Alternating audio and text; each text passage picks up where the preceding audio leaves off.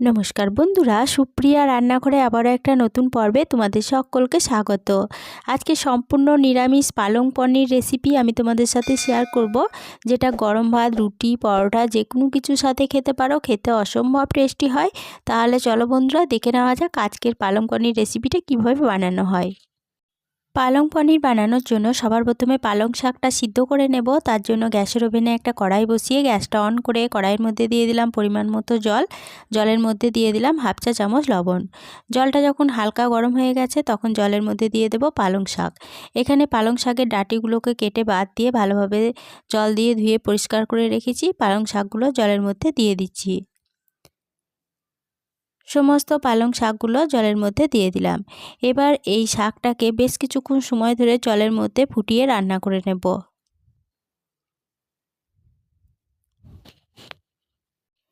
High ফ্লেমে পালং শাকগুলোকে 2 minute মতো ফুটিয়ে রান্না করে নেওয়ার পরে গ্যাসের ফ্লেমটা বন্ধ করে দিলাম।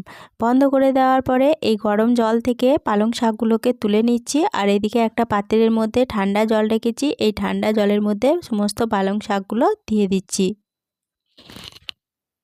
সমস্ত পালং শাকগুলো ঠান্ডা জলের মধ্যে দিয়ে একটা সাইডে সরিয়ে রাখলাম। এদিকে নিয়েছি 250 গ্রাম পনির। এবার এই পনিরগুলোকে আমি পিস করে কেটে নিচ্ছি। সমস্ত পনিরগুলোকে পিস করে কেটে নিয়েছি। এবার এই পনিরগুলো একটা সাইডে সরিয়ে রাখছি। এইদিকে একটা মিক্সিং জার নিয়েছি। এবার এই জারের মধ্যে পালং শাকটা বেটে নেব। তার জন্য পালং শাকটাকে এইভাবে জলটা ভালোভাবে চিপে নিয়ে তারপরে মিক্সিং জারের মধ্যে শাকগুলো দিয়ে দিচ্ছি। সমস্ত পালং শাক দিয়ে দিলাম, দিয়ে দিচ্ছি 4টে কাঁচা লঙ্কা আর দিয়ে দিলাম 10টা মতো কাজু বাদাম। এবার মিক্সিং জারে ঢাকনাটা বন্ধ করে সমস্ত উপকরণ বেটে নেব। সমস্ত উপকরণ বেটে নেওয়া হয়ে গেছে। এবার এই বেটে নেওয়া মিশ্রণ একটা সাইডে সরিয়ে রাখলাম। এদিকে গ্যাসের ওভেনে একটা কড়াই বসিয়ে গ্যাসটা অন করে কড়াইয়ের মধ্যে দিয়ে দিচ্ছি পরিমাণ মতো সাদা তেল। তেলটা ভালোভাবে গরম হয়ে যাওয়ার পরে তেলের মধ্যে কেটে রাখা সমস্ত পনিরগুলো দিয়ে দিচ্ছি।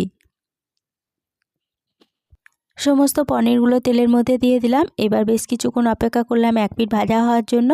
এক পিঠ যখন ভাজা হয়ে গেছে তখন এইভাবে উল্টে দিচ্ছি।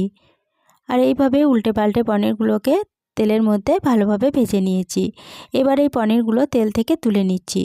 সমস্ত পনিরগুলো তেল থেকে তুলে নেওয়া হয়ে গেছে। পনির ভাজার তেলে ফোড়নে দিয়ে দিলাম একটা তেজপাতা, একটা দারচিনির টুকরো, একটা এলাচ আর সামান্য পরিমাণ গোটা জিরে।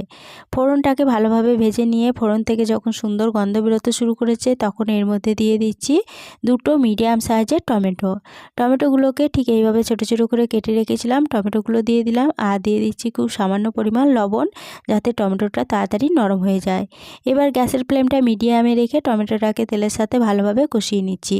এখানে আমি টমেটোটা কেটে ব্যবহার করেছি, তবে তোমরা চাইলে মিক্সিং জারের মধ্যে বেটে নিয়েও টমেটো ব্যবহার করতে পারো।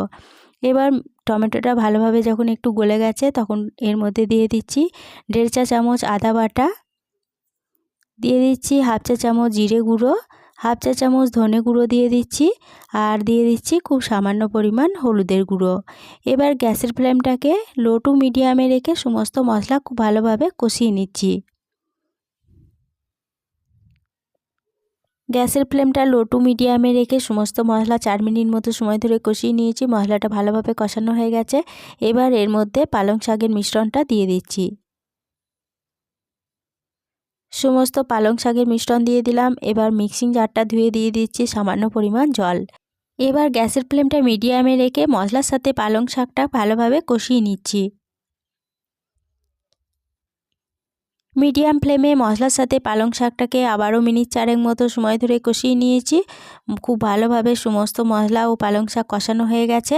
এবার এর মধ্যে দিয়ে দেব ভেজে তুলে রাখা পনিরগুলো।